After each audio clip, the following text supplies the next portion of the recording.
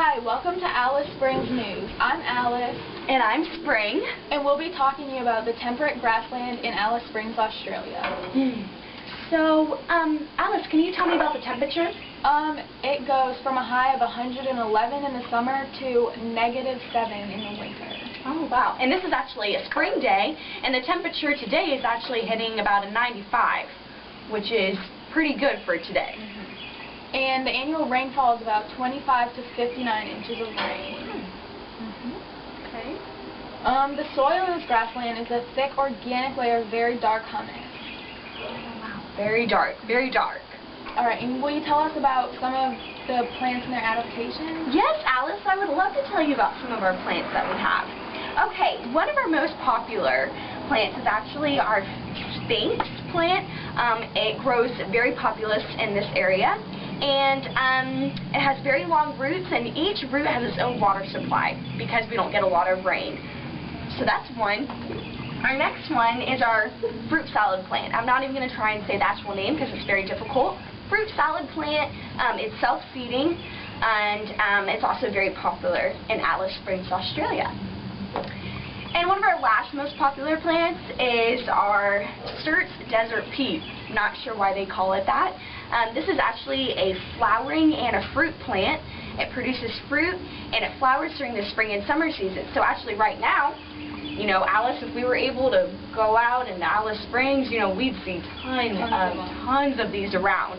And they're very popular. And a lot of birds pollinate these.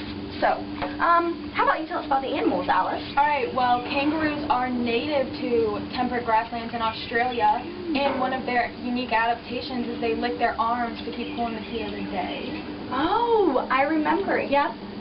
And rabbits were actually introduced, and they have larger ears to hear their prey from farther away. How about you tell us some symbiotic relationships between these animals? Oh, yes, I'd love to. We have many different relationships in this area. One of them, as you were talking about kangaroos, kangaroos and bees get along very well. The kangaroos actually eat the flowers that the bees pollinate, and when these kangaroos eat the flowers, they take in the seeds, and as the kangaroo, you know, has to go to the bathroom, its droppings has the seeds in it, and then the seeds replant and they grow more, and so that's good for the bees because then the bees can pollinate. So that's how they work together, and that's actually a commensalism. Yes, thank you, Alice. And our next one is termites and flagellates. Inside termites, flagellates are inside and they help to digest the nutrient or the food that the termite takes in. And this is good for the flagellates because it gives them a place to live, and then this gives the termites nutrients because it helps break down the nutrients because you can't digest it. So that's actually a mutualistic relationship, mutualism. And then the next one, there's actually some cattle found here in Alice Springs, but unfortunately roundworm has been common in our cattle. And the roundworm, actually, the cycle is the cow ingests infective larvae off of pasture. So what happens is the roundworm eggs are in the pasture, and then the cows eat it, and then they get infested with a parasite. And it eventually ends up killing the cattle. So those are some of our animal relationships in Alice Springs.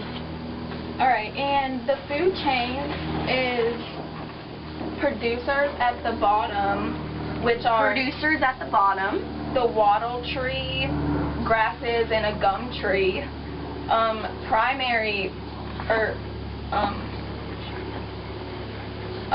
And decomposers are some beetles and termites.